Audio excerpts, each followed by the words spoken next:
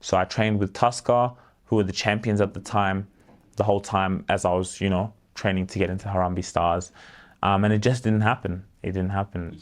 So yeah, I was playing here in Kenya. Again, just training with more. I think it was Tusker, then AFC. AFC Leopards, trained with them, and then came back to Australia. And so through that time, again, I've been documenting this whole time, mind you. So that's when I started my YouTube journey. And so my YouTube journey was documenting my football training videos, posting them. And then I've got quite a decent amount of people following me, watching my football videos, my training videos, me documenting my journey. I really wanted to show people that journey. So that was my introduction to media, and it was my introduction to marketing, which I didn't know I had. So by me documenting my life, what would I do? I would document my training sessions. Through documenting my training sessions, now I would start to edit it. Now starting to edit it, I fell in love with editing.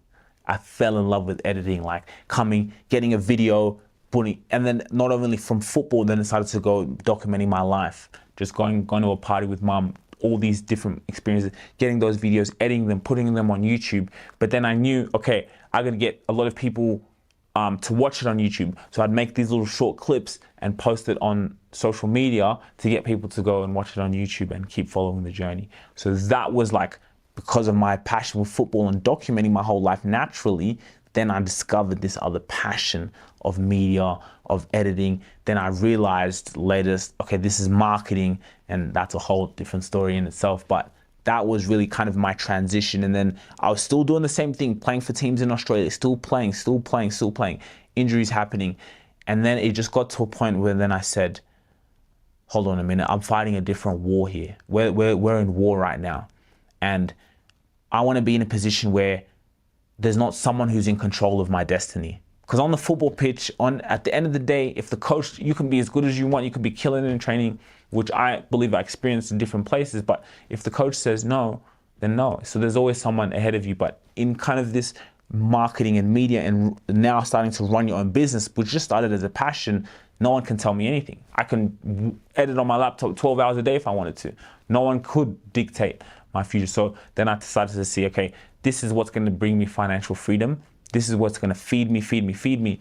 And then I'm still young. I'm still a baller. If I want to get back into it, I might buy a team or go in, and I'm a marketing person, will go in and run the podcast, and they'll let me play, and they'll find out I'm a baller. And who knows, like, I still haven't even fully retired in a sense, because I know I've got the ability if I wanted to switch it on like this. But I know this war is more important. This business is more important. And so that's really been my transition into it. So for me to think about that at a young age, or around that age, I started to just look at it and I say, what's really going to feed me, right? And most players, again, make the mistake of, football.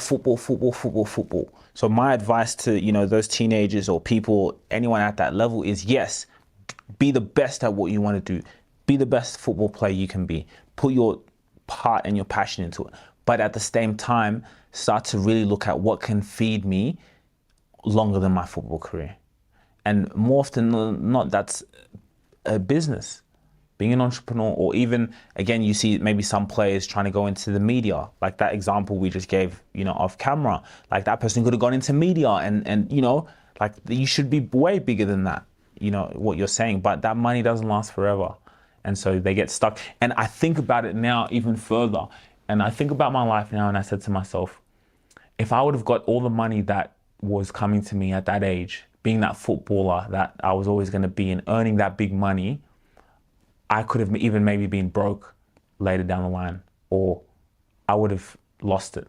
I think about that, and I think God has things for a reason. God didn't give me that football thing at that time, at a young age, for a reason, because you have to go through things in order to be the person you're meant to be. So by the time that money comes in, you've got things set up, you've got a family trust, you've got things in order to run an empire. Because it's the worst thing actually having that money and having that success and then coming down.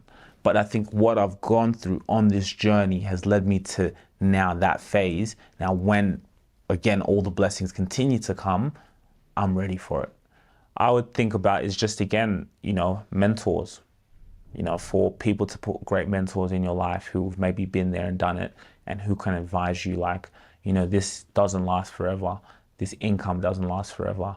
You know, being able to have that discernment to know that you are special, you have a unique gift, but how can you set yourself up for the long term? I think just not enough people think about the long term.